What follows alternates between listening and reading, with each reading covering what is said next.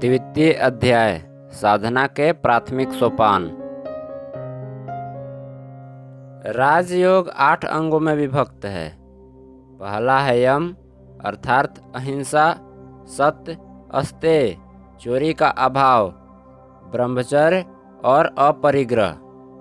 दूसरा है नियम अर्थात शौच, संतोष, तपस्या, स्वाध्याय, अध्यात्म शास्त्र पाठ और ईश्वर प्रानिधान अर्थात ईश्वर को आत्मसमर्पण। तीसरा है आसन अर्थात बैठने की प्रणाली। चौथा है प्राणायाम। पांचवा है प्रत्याहार अर्थात मन की विषयाभिमुखी गति को फेरकर उसे अंतर्मुखी करना। छठा है धारणा अर्थात एकाग्रता। सातवां है ध्यान और आठवां है समाधि अर्थात ज्ञानातीत अवस्था।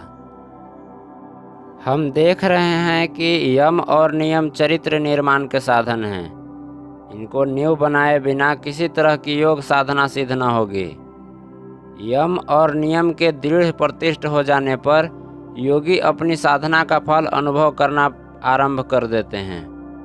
इनके न रहने पर साधना का कोई फल न होगा। योगी को चाहिए कि वे तन, मन, वचन से किसी के विरुद्ध हिंसाचरण न करें। मनुष्य ही नहीं वरन अन्य प्राणियों के विरुद्ध भी हिंसा भाव न रहे। दया मनुष्य जाति में ही आबद्ध न रहे वरन वह और भी फैलकर मानो सारे संसार का आलिंगन कर ले। यम और नियम के बाद आसन आता है।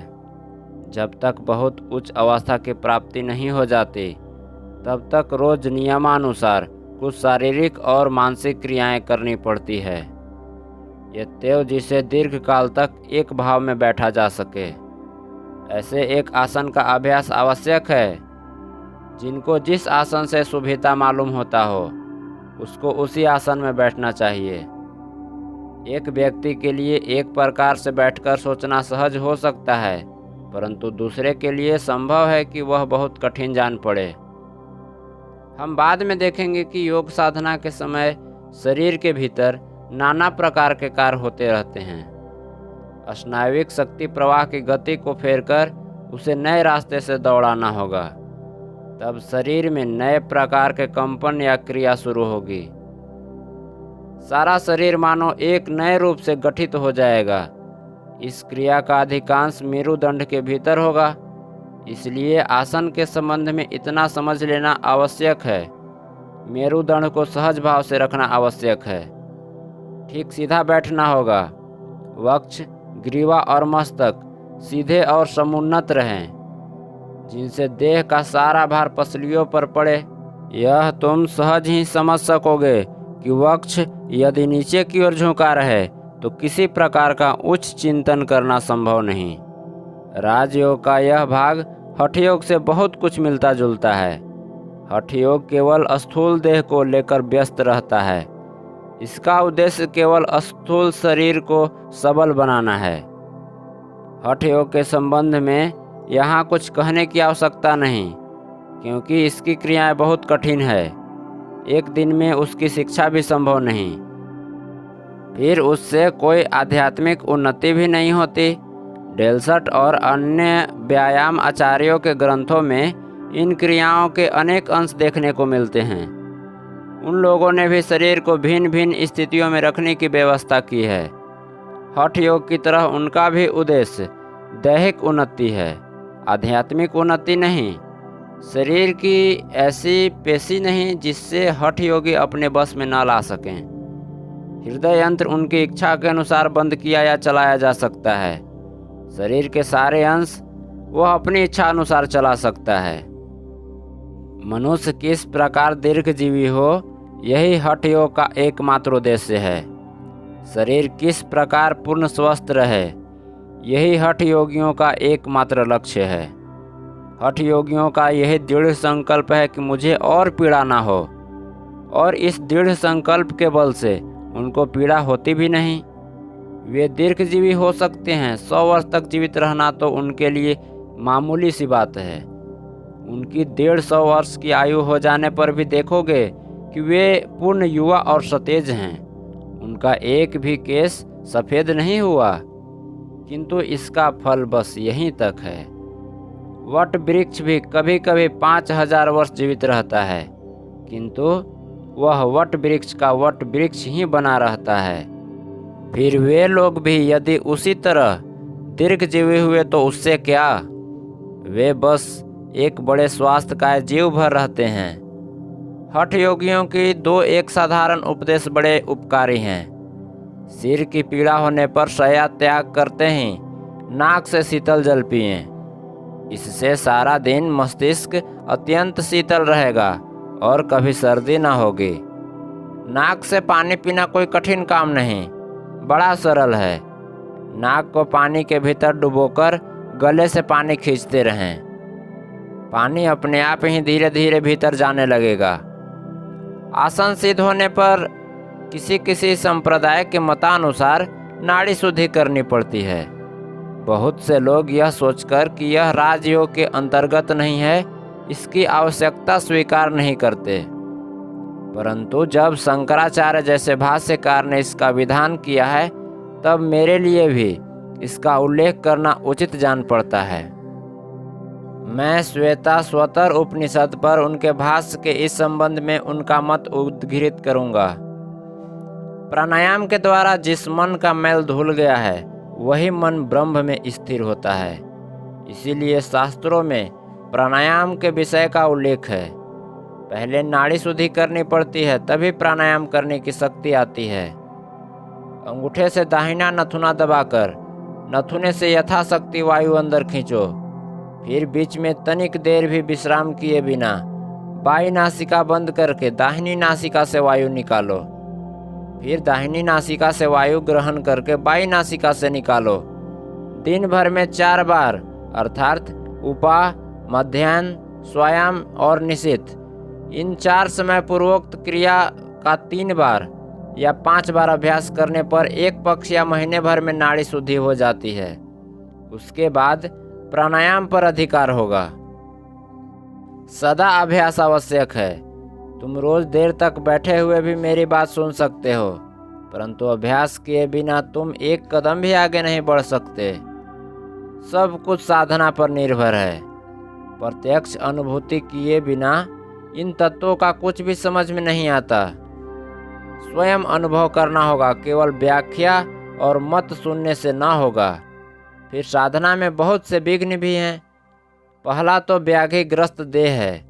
शरीर स्वस्थ न रहे तो साधना में बाधा पड़ती है। अतः शरीर को स्वस्थ रखना आवश्यक है। किस प्रकार का खान पान करना होगा, किस प्रकार जीवन यापन करना होगा, इन सब बातों की ओर हमें विशेष ध्यान देना होगा। मन में सोचना होगा कि शरीर सबल हो, जैसा कि यहाँ के क्रिश्चियन साइंस मतावलंबी करते हैं।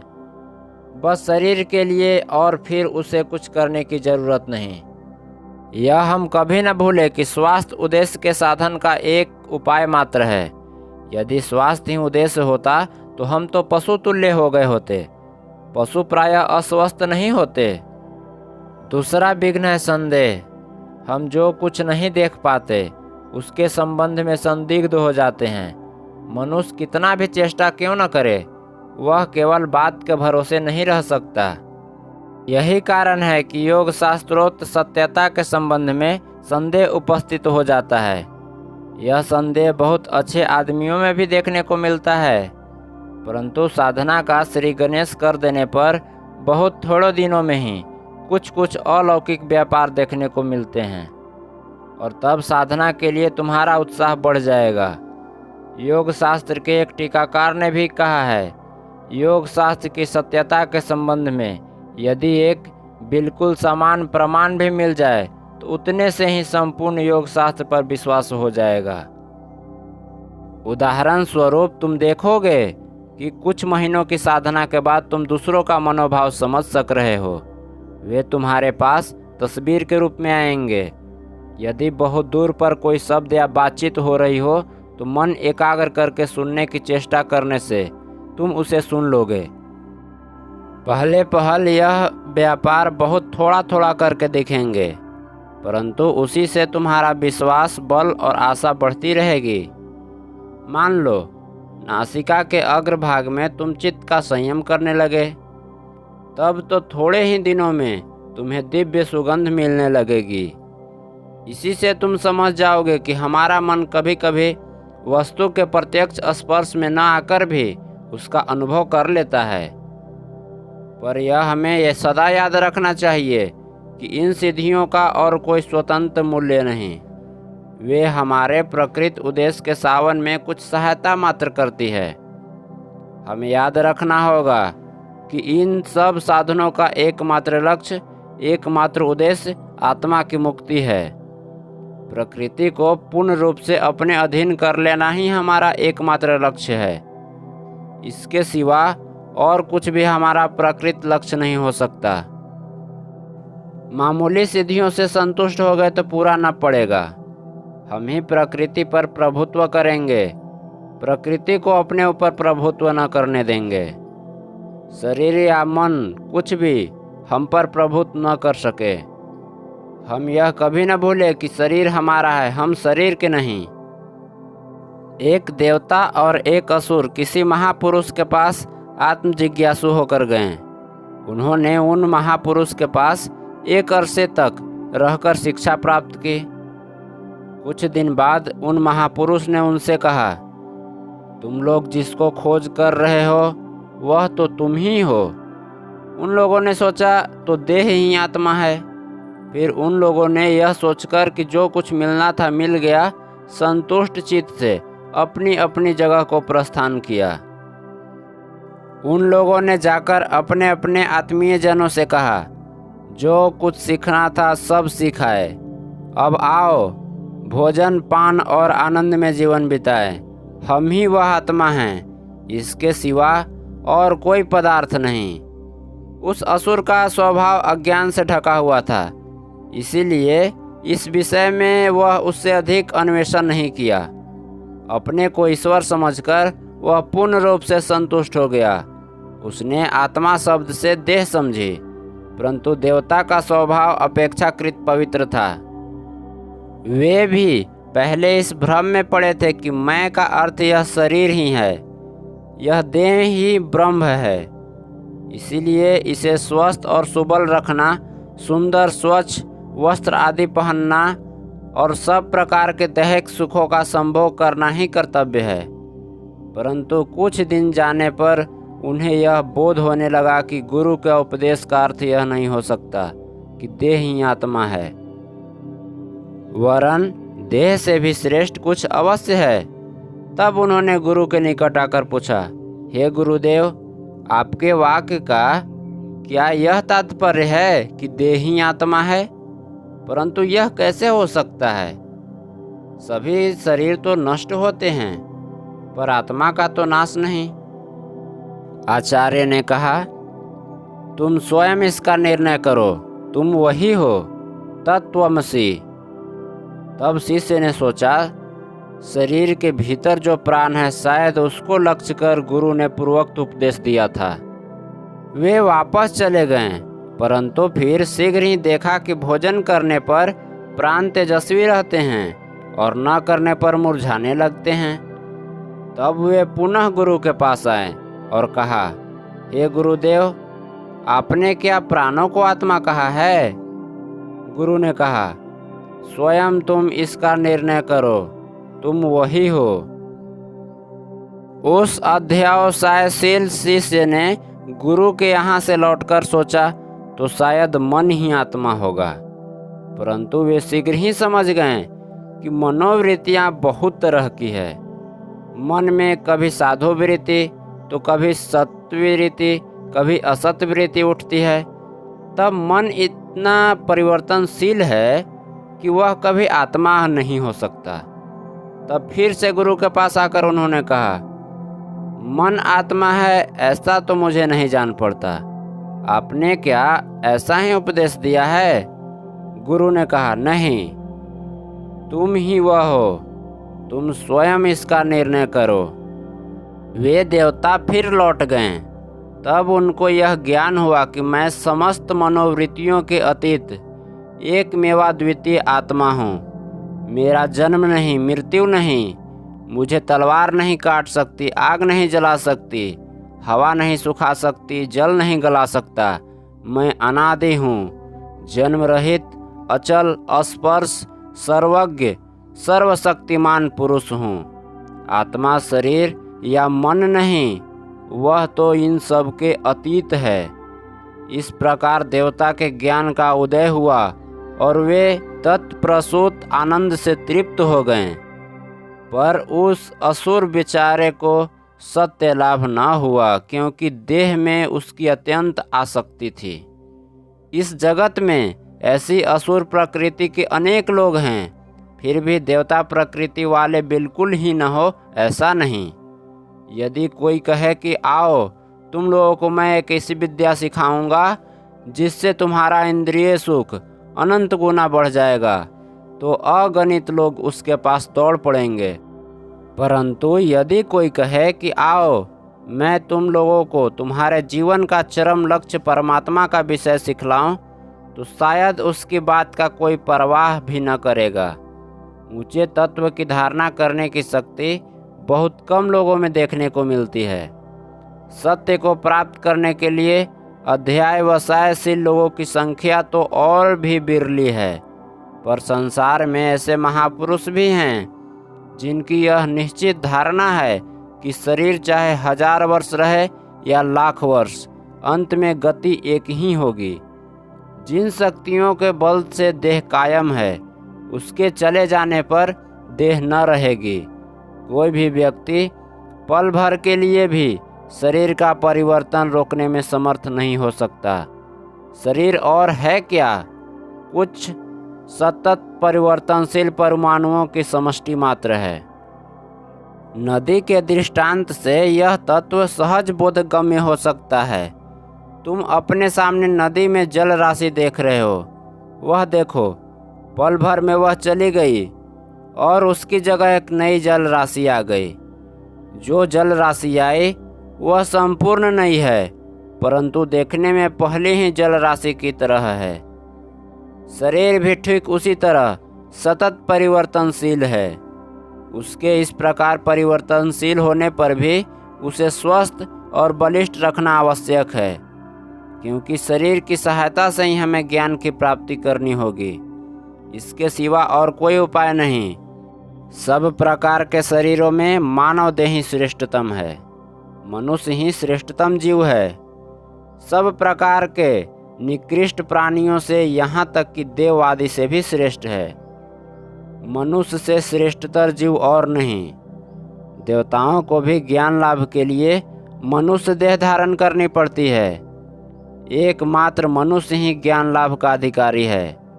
देवता भी इससे वंचित हैं। यहूदी और मुसलमानों के मत से ईश्वर ने देवता और अन्य समुदाय सृष्टियों के रचना के बाद मनुष्य की सृष्टि करके देवताओं से मनुष्य को प्रणाम और अभिनंदन कर आने के लिए कहा। इब्लिस को छोड़कर बाकी सब ने ऐसा ही किया। यद्यपि ईश्वर ने इब्लिस को अभिशाप दे दिया, इससे वह शैतान बन गया। उक्त रूपक के अंदर यह महान सत्य निहित है कि संसार में मनुष्य जन्म ही अन सब की अपेक्षा श्रेष्ठ है। पशु आदि निर्यक सृष्टि तम प्रधान है। पशु किसी ऊंचे तत्व की धारणा नहीं कर सकते। देवता भी मनुष्य जन्म लिए बिना मुक्ति लाभ नहीं कर सकते। देखो, मनुष्य की आत्मोन्नति के लिए अधिक धन अनुकूल नहीं, फिर बिल्कुल निर्धन होने पर भी उन्नति दूर रहती है। संसार में जितने महात्मा पैदा हुए हैं, सभी मध्यम श्रेणी के लोगों से हुए थे। मध्यम श्रेणी वाले में सब विरोधी शक्तियों का समन्वय रहता है। अब हम यथार्थ विषय पर आएं। हमें अब प्राणायाम के संबंध में आलोचना करनी चाहिए। देखें, चित्त वृत्तियों के निरोध से प्राणायाम का क्या संबंध है।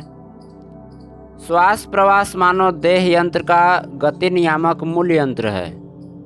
एक बृहत इंजन पर निगाह डालने पर देखोगे कि एक बड़ा चक्र घूम रहा है और उस चक्र की गति क्रमशः सूक्ष्म से सूक्ष्मतर यंत्रों में संचारित होती है। इस प्रकार उस इंजन के अत्यंत सूक्ष्मतम यंत्र तक गतिशील हो जाते हैं। श्वास प्रवास ठीक वैसा ही एक गति नियामक चक्र है। वह इस शरीर के सब अंगों में जहाँ जिस प्रकार की शक्ति की आवश्यकता है उसकी पूर्ति कर रहा है और उस शक्ति को नियमित कर रहा है। एक राजा के एक मंत्री था। किसी कारण से राजा उस पर नाराज हो गया। राजा ने उसे एक बड़ी ऊंची मीनार की चोटी में कैद कर रखने की आज्ञा दी। राजा की आज्ञा का पालन किया गया। मंत्री भी वहां कैद होकर मौत की राह देखने लगा। मंत्री के एक पतिव्रता पत्नी थी। रात को उस मीनार के नीचे आकर उसने चोटी पर कैद हुए पति को पुकार कर कहा, मैं किस प्रकार तुम्हारी रक्षा करूं? मंत्री ने कहा, अगली रात को एक लंबा मोटा रस्सा, मजबूत डोरी, एक बंडल सूत, रेशम का पतला सूत, एक गुबरैला और थोड़ा सा शहद लेती आना।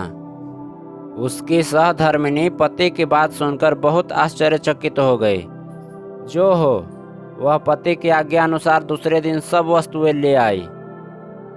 मंत्री ने उससे कहा, रेशम का सूत मजबूती से गुबरैले के पैर पर बांध दो, उसकी मूछों में एक बूंद शहद लगा दो और उसका सिर ऊपर की ओर करके उसे मीनार की दीवार पर छोड़ दो। पतिव्रता ने सब आज्ञाओं का पालन किया। तब उस कीड़े ने अपना लंबा रास्ता पार करना शुरू किया। सामने शहद की महक पाकर मधु के लोभ से वह धीरे धीरे ऊपर चढ़ने लगा और अंत में मीनार की चोटी पर जा पहुंचा। मंत्री ने झट से उसे पकड़ लिया और उसके साथ रेशम के सूत को भी। उसके बाद अपनी पत्नी से कहा, बंडल में जो सूत है उसे रेशम के सूत के छोर से बांध दो। इस तरह वह भी उसके हाथ में आ गया। उसी उपाय से उसने डोरा और मोटा रस्सा भी पकड़ लिया। अब कोई कठिन काम न रह गया। रस्सा ऊपर बांधकर वह नीचे उतरा और भाग खड़ा हुआ। हमारी इस देह में श्वास प्रवास की गति मानो रेशमी सूत है। इसका धारण या संयम कर सकने पर पहले स्नाविक शक्ति प्रवाह रूप नर्वस करेंट सूत का बंडल, फिर मनोवृत्ति रूप डोरी और अंत में प्राण रूप रस्से को पकड़ सकते हैं। प्राणों को जीत लेने पर मुक्ति प्राप्त होती है। हम अपने शरीर के संबंध में बड़े अज्ञानी हैं। कुछ जानकारी रखना भी हमें संभव नहीं मालूम पड़ता। बहुत हुआ तो हम मृत देह को चीड़ फाड़ कर देख सकते हैं कि उसके भीतर क्या है और क्या नहीं, और कोई कोई इसके लिए किसी जीवित पशु की देह ले सकते हैं, पर उससे हमारे अपने शरीर का कोई संबंध नहीं। हम अपने शरीर के संबंध में बहुत कम जानते हैं। इसका क्या कारण है? यह कि हम मन को उतनी दूर तक एकाग्र नहीं कर सकते जिससे हम शरीर के भीतर की अति सूक्ष्म गतियों तक को समझ सकें। मन जब बाह्य विषयों का परित्याग कर देह के भीतर प्रविष्ट होता है और अत्यंत सूक्ष्मावस्था प्राप्त करता है, तभी हम उन गतियों को जान सकते हैं। इस प्रकार सूक्ष्म अनुभूति संपन्न होने के लिए हमें पहले स्थूल से आरंभ करना होगा। देखना होगा सारे शरीर यंत्र को चलाता कौन है और उसे अपने वश में लाना होगा। वह प्राण है, इसमें कोई संदेह नहीं। श्वास प्रवास की उस प्राण शक्ति का प्रत्यक्ष परिदृश्यमान रूप है। अब श्वास प्रवास के साथ साथ धीरे धीरे शरीर के भीतर प्रवेश करना होगा। इसी से हम देह के भीतर की सूक्ष्म से सूक्ष्म शक्तियों के संबंध में जानकारी प्राप्त कर सकेंगे और समझ सकेंगे कि स्नाविक शक्ति प्रवाह किस तरह शरीर में सर्वत्र भ्रमण कर रहे हैं। और जब हम मन में उनका अनुभव कर सकेंगे, तब वे और उसके साथ देह भी हमारे अधिकार में आ जाएगी। मन भी इन सब स्नाविक शक्ति प्रवाहों द्वारा संचालित हो रहा है। इसीलिए उन पर विजय पाने से मन और शरीर दोनों ही हमारे अधीन हो जाते हैं, हमारे दास बन जाते हैं। ज्ञान ही शक्ति है और यह शक्ति प्राप्त करना ही हमारा उद्देश्य है। अतएव स्नायुओं के भीतर जो शक्ति प्रवाह सतत चल रहे हैं, उनके और शरीर के संबंध में ज्ञान प्राप्त कर लेना विशेष आवश्यक है। इसलिए हमें प्राणायाम से आरंभ करना होगा। इस प्राणायाम तत्व की विशेष आलोचना के लिए दीर्घ समय की आवश्यकता है। इसको अच्छी तरह समझाते बहुत दिन लगेंगे। हम क्रमशः एक एक अंश लेकर आलोचना करेंगे। हम क्रमशः समझ सकेंगे कि प्राणायाम के साधन में जो क्रियाएं की जाती है उसका हेतु क्या है और प्रत्येक क्रिया से देह के भीतर किस प्रकार की शक्ति प्रवाहित होती है। क्रमशः यह सब हमें बोधगम्य हो जाएगा, परंतु इसके भीतर निरंतर साधना आवश्यक है। साधना के द्वारा ही मेरी बात की सत्यता का प्रमाण मिलेगा। मैं इस विषय में कितनी भी युक्तियों का प्रयोग क्यों न करूं, पर तुम्हें उस समय तक कोई भी उपादेय न जान पड़ेगी जब तक तुम स्वयं प्रत्यक्ष न कर लोगे। जब देह के भीतर इन शक्तियों के प्रवाह की गति स्पष्ट अनुभव करने लगोगे तभी सारे संशय दूर होंगे, परंतु इसके अनुभव के लिए प्रत्यह कठोर अभ्यास आवश्यक है। प्रतिदिन कम से कम 2 बार अभ्यास करना चाहिए और उस अभ्यास का उपयुक्त समय है प्रातः और सायं। जब रात बीतती है और पौ फटती है तथा जब दिन बीतता है और रात आती है, इन 2 समयों में प्रकृति अपेक्षाकृत शांत भाव धारण करती है। ब्रह्म मुहूर्त और गोधूली ये 2 समय मन की स्थिरता के लिए अनुकूल हैं। इन 2 समय शरीर बहुत कुछ शांत भाव पात्र रहता है। इस समय साधना करने से प्रकृति हमारी काफ़ी सहायता करेगी। इसीलिए इन 2 समयों में साधना करना आवश्यक है। यह नियम बना लो कि साधना समाप्त किए बिना भोजन न करोगे। ऐसा नियम बना लेने पर भूख का प्रबल वेग भी तुम्हारा आलस्य नष्ट कर देगा। भारतवर्ष में बालक यही शिक्षा पाते हैं कि स्नान, पूजा और साधना किए बिना भोजन नहीं करना चाहिए। कालांतर में यह उसके लिए स्वाभाविक हो जाता है, जबकि जब तक स्नान, पूजा और साधना समाप्त नहीं हो जाती तब तक उन्हें भूख नहीं लगती। तुम में से जिसको सुविधा हो वे साधना के लिए यदि एक स्वतंत्र कमरा रख सकें तो अच्छा हो। इस कमरे को सोने के काम में न लाओ, इसे पवित्र रखो। बिना स्नान किए और शरीर मन को बिना शुद्ध किए इस कमरे में प्रवेश न करो। इस कमरे में सदा पुष्प और हृदय को आनंद देने वाले चित्र रखो। योगी के लिए ऐसे वातावरण में रहना बहुत उत्तम है। सुबह और शाम वहाँ धूप और चंदन चूर्ण आदि जलाओ। उस कमरे में किसी प्रकार का क्रोध, कलह और अपवित्र चिंतन न किया जाए। तुम्हारे साथ जिनके भाव मिलते हैं केवल उन्हीं को उस कमरे में प्रवेश करने दो। ऐसा करने पर शीघ्र तुम्हारा कमरा सत्व गुण से पूर्ण हो जाएगा। यहाँ तक कि जब किसी प्रकार का दुख या संशय आए अथवा मन चंचल हो तो उस समय उस कमरे में प्रवेश करते ही तुम्हारा मन शांत हो जाएगा। मंदिर, गिरजाघर आदि के निर्माण का सच्चा उद्देश्य यही था। अब भी बहुत से मंदिरों और गिरजाघरों में यह भाव देखने को मिलता है, परंतु अधिकतर स्थलों में लोग इसका उद्देश्य तक भूल गए हैं। चारों ओर पवित्र चिंतन के परमाणु सदा स्पंदित होते रहने के कारण यह स्थान पवित्र ज्योति से भरा रहता है। जो इस प्रकार के स्वतंत्र कमरे की व्यवस्था नहीं कर सकते वे जहाँ इच्छा हो वहीं बैठकर साधना कर सकते हैं। शरीर को सीधा रखकर बैठो। संसार में पवित्र चिंतन का एक स्रोत बहा दो। मन ही मन कहो, संसार में सभी सुखी हो, सभी शांति लाभ करें, सभी आनंद पावें। इस प्रकार पूर्व, पश्चिम, उत्तर, दक्षिण चहुओं पवित्र चिंतन की धारा बहा दो। ऐसा जितना करोगे उतना ही तुम अपने को अच्छा अनुभव करने लगोगे। बाद में देखोगे दूसरे सब लोग स्वस्थ हों। यह चिंतन ही स्वास्थ्य लाभ का सहज उपाय है। दूसरे लोग सुखी हों, ऐसी भावना ही अपने को सुखी करने का सहज उपाय है।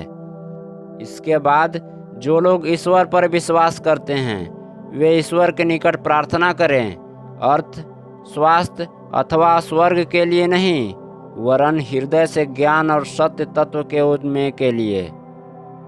इसको छोड़कर बाकी सब प्रार्थनाएं स्वार्थ से भरी है। इसके बाद भावना करनी होगी मेरा शरीर सुदृढ़, सबल और स्वस्थ है। यह देह ही मेरी मुक्ति में एकमात्र सहायक है। इसी की सहायता से मैं यह जीवन समुद्र पार कर लूँगा। जो दुर्बल है वह कभी मुक्ति नहीं पा सकता। समस्त दुर्बलताओं का त्याग करो। देह से कहो तुम खूब बलिष्ठ हो। मन से कहो तुम अत्यंत शक्तिधर हो और स्वयं इस प्रबल विश्वास पर भरोसा रखो।